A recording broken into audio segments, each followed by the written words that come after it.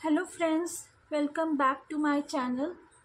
तो जैसा कि मैंने पिछले वीडियो में आपको बताया था, जिन टॉपिक्स पे मैं आप लोग को नोट्स प्रोवाइड कराऊंगी वो है आपका चैप्टर 2 है, चैप्टर्स यूनिट 3 है ब्रॉन्ज एज सिविलाइजेशन 2। और जिस टॉपिक पे मैं आप लोग को नोट्स प्रोवाइड कराऊंगी आज वो है अर्बनिज़म। ठीक है। और अर्बनिज़म के बाद इसके बाद रोल ऑफ ट्रेड आता है और उसके बाद आता है society of the social structure of the bronze age society. तो जिन स्टूडेंट्स को उन टॉपिक्स पे भी अगर नोट्स चाहिए यूट्यूब पे तो मुझे कमेंट सेक्शन पे लिख के भेजिएगा, तो मैं उन पे नोट्स डाल दूँगी। अगर नहीं चाहिए होंगे आप लोगों को तो कोई बात नहीं, फिर आप लोग लिख के मत भेजिएगा। ठीक है। तो अर्बनिज़म से हम शुरू करते हैं। Urbanism is possible only when the land has a capacity to support a large number of people per unit area, for it entails the clustering of people in dense settlement rather than an even dispersal across the landscape. अर्बनिज़म तभी possible है जब एक land में इतनी capacity हो कि वो इतने सारे लोगों को जो है लोकेट कर सके, उनको मतलब उतने भार को वो अपने ऊपर सहन कर सके, ले सके। Technologies have made the transport of bulky food grain to the non farming population of urban nodes visible. Technology में जैसे जैसे ट्रांसपोर्टेशन में हमें इम्प्रूवमेंट मिलती गई, तो उससे क्या हुआ कि ट्रांसपोर्टेशन अब ईजी हो गई है। हम उन एरियाज में भी जाके फूड ग्रेन्स को ट्रांसपोर्ट कर सकते हैं जहाँ पे पहले पॉसिबल नहीं था। The Nile was the main artery of communication in Egypt. Nile जो रिवर थी इजिप्ट में, वो एक्चुअली मेन पार्ट थी कम्युनिकेशन की। वहाँ से काफ़ी सारा ट्रांसपोर्टेशन होता था शिप के थ्रू, बोट्स के थ्रू। There were the uses of wheeled vehicles in Mesopotamia sorry and pack animals too, the donkey in Egypt and Mesopotamia, oxen in India। यही नहीं कि सिर्फ रिवर का ही यूज़ होता था ट्रांसपोर्टेशन के लिए, उसके साथ साथ व्हीकल्स का भी यूज़ होता था ट्रांसपोर्टेशन के लिए, जो हमें कहाँ देखने को मिला है, मेसोपोटामिया में देखने को मिला है। साथ साथ एनिमल्स का भी यूज़ होता था ट्रांसपोर्टेशन के लिए, जो कि हम देख सकते हैं डोंकी देखने को हमें मिले हैं इजिप्ट और मेसोपोटामिया में, और इंडिया में हमें ऑक्सन देखने को मिले हैं। ठीक है।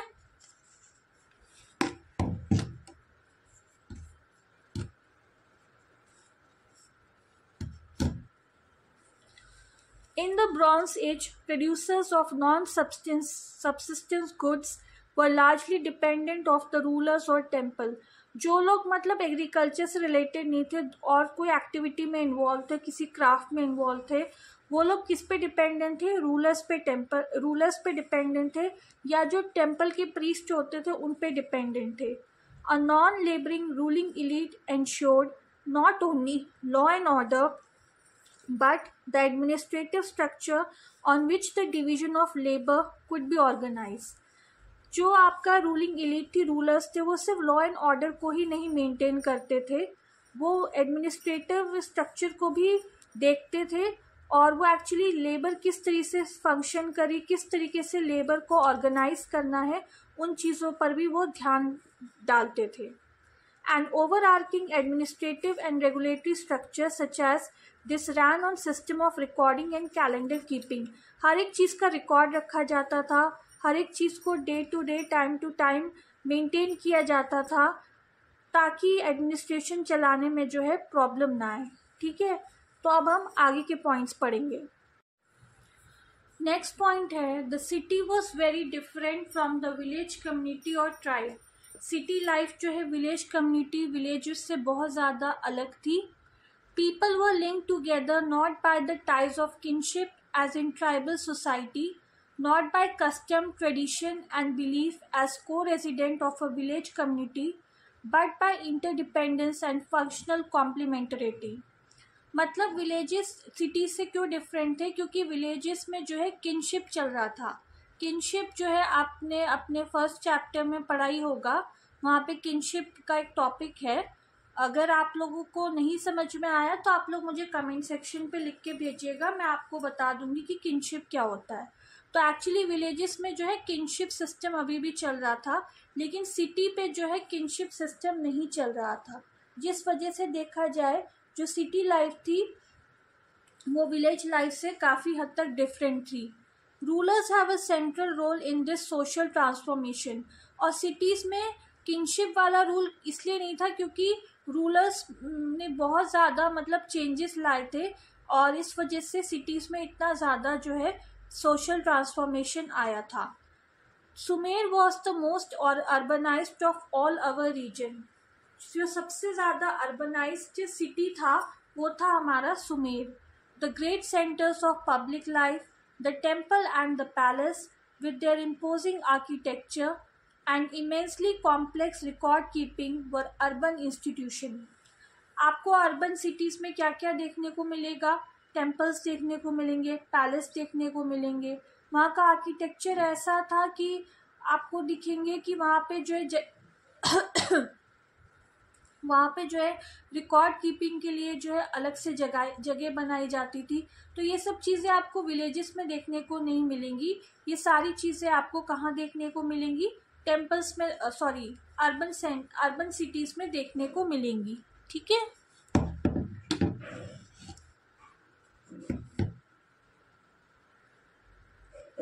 उसके बाद अगला टॉपिक है, one of the most skilled of its craft was the carving of cylinder seal, intrinsically connected with life in city। काफ़ी सारे सील्स आपको देखने को मिल जाएंगे जिसमें ऐसे ऐसे क्राफ्ट बने हुए थे जो कि सिटीज़ की लाइफ को जो है दर्शाते थे। Mesopotamian temple was build on the plan of a house with the central courtyard open to the sky.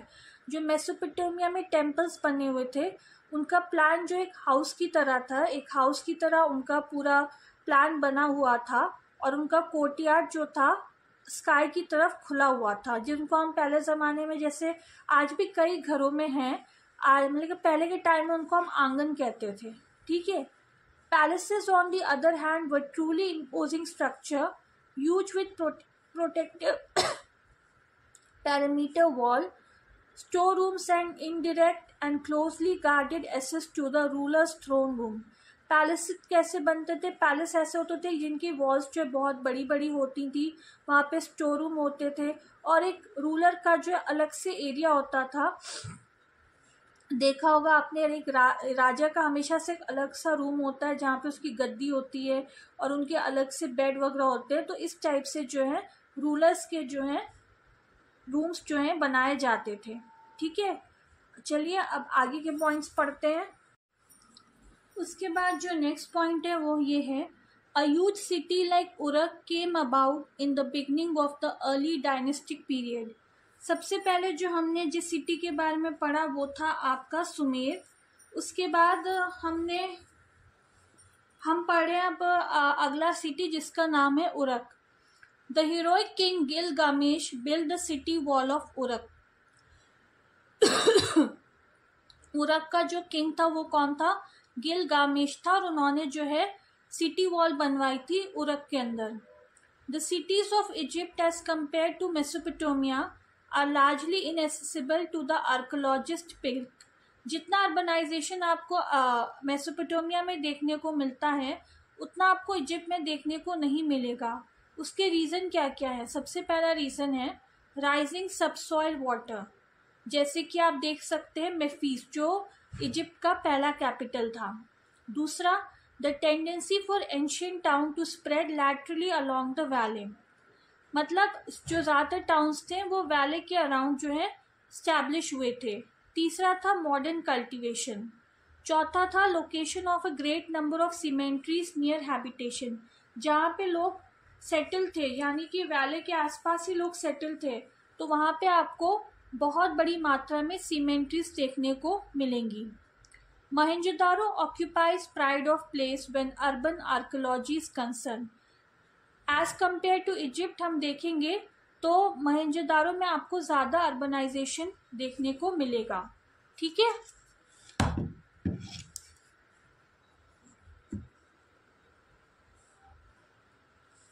उसके बाद नेक्स्ट पॉइंट है, the walls of Mohenjo-daro still stand many feet high because they were exceptionally well constructed. Mohenjodaro के walls आपको आज भी दिखेंगी खड़ी हुई क्योंकि वो बहुत ज़्यादा वेल कंस्ट्रक्टेड थी।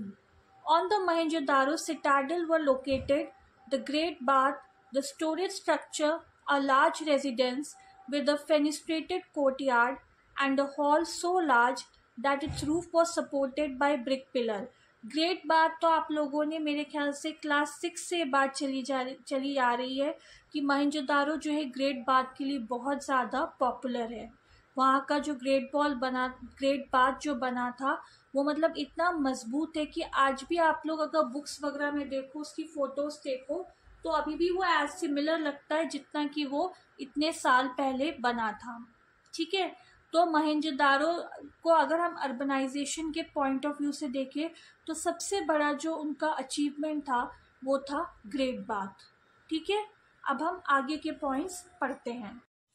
उसके बाद जो नेक्स्ट पॉइंट है वो है on the Kalibangan citadel there were ritual structures and elite residential architecture। Kalibangan में आपको जो है रिचुअल स्ट्रक्चर्स जहाँ पे रिलीजन से रिलेटेड काम होते थे वो और रेजिडेंशियल स्ट्रक्चर्स जो है देखने को मिलते हैं। Craft work such as shell cutting, bead making, seal carving, metallurgy, pottery production etcetera were found in small and large urban settlement. Craft work भी देखने को वहाँ पे मिलते हैं, चाहे वो बड़ा सेटलमेंट हो आपका, चाहे वो छोटा अर्बन सेटलमेंट क्यों ना हो। Household in Mohenjo-daro depended on water from hundreds of wells dug in the city itself। पानी कहाँ से आता था मोहनजोदारो के घरों में? वहाँ पे वेल्स जो है बने हुए थे, कुएं बने हुए थे। उसके बाद हड़प्पा में आपको जो है स्ट्रीट ड्रेनेज सिस्टम देखने को मिलेगा। ये सब चीज़ें आप अपने जो छोटी क्लासेस है उसमें पढ़ चुके हैं। और दूसरी तरफ अगर हम देखें तो शांग सिटीज जो था वो उसका स्ट्रक्चर कैसा था? रेक्टेंगुलर था। The Shang cities were often rectangular and surrounded by beaten earthen wall as in Mesopotamia. Shang cities और मेसोपोटामिया का स्ट्रक्चर जो ऑलमोस्ट था सेम था। ठीक है, आगे के पॉइंट्स अगर हम पढ़े तो आपको पता चलेगा कि housing was either in pits और in wooden structure build on top of beaten earth platform. जो हाउसिंग थी शांग सिविलाइजेशन में वो पिट के फॉर्म में थी। ठीक है, और वुडन स्ट्रक्चर पे जो है बनी हुई थी। उसके बाद craft production areas were marked by dozens of conical pits with copper residue, crucible fragment and pieces of casting mold, by thousands of clay mold fragments in a small area, and by pits with sawed pieces of bone together with bone arrow heads and hairpin। Craft production आपको शांग civilisation में भी देखने को मिलेगा और वो conical पिट्स में होते थे क्राफ्ट प्रोडक्शन।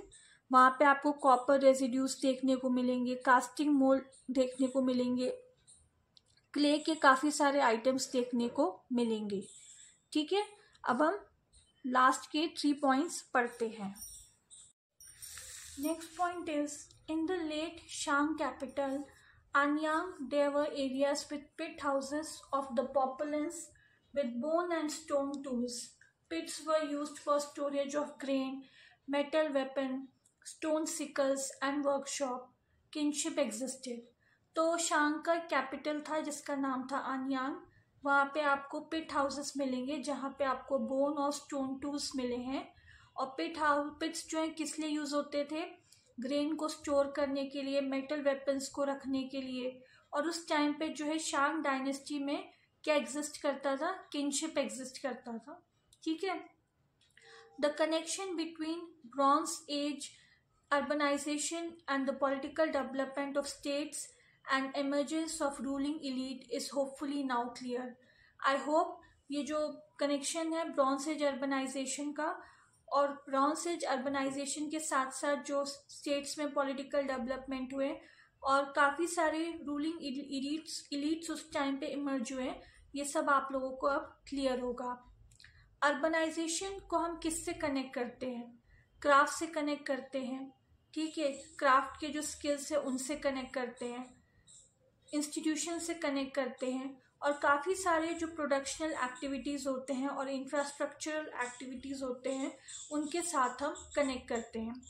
तो urbanisation is connected with the development of new craft and craft skill, that is with specialization, and also with institution that coordinated multiple production activities and infrastructure।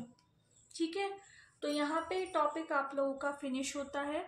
और जिन बच्चों को अगर आप में से किसी भी बच्चे को role of trade and social structure of bronze age society, जो कि मैंने आप लोग को बताया था, इसी चैप्टर के नेक्स्ट 2 पार्ट्स हैं, उन पे अगर नोट्स चाहिए यूट्यूब चैनल पे तो आप मुझे कमेंट सेक्शन पे लिख के भेजिएगा। अगर नहीं चाहिए होंगे, कोई कमेंट नहीं आया, तो मैं फिर जो हूँ MHI 02 का नेक्स्ट चैप्टर है उस पर आप लोगों को नोट्स प्रोवाइड करा दूँगी। ठीक है, और अगर आपको मेरा ये वीडियो पसंद आया तो प्लीज़ मेरे चैनल को लाइक कीजिए, शेयर कीजिए, सब्सक्राइब कीजिए, बेल आइकन को दबाइए ताकि जब भी मैं कोई लेटेस्ट वीडियो डालूँ उसकी नोटिफिकेशन आप लोगों तक पहुंच जाए।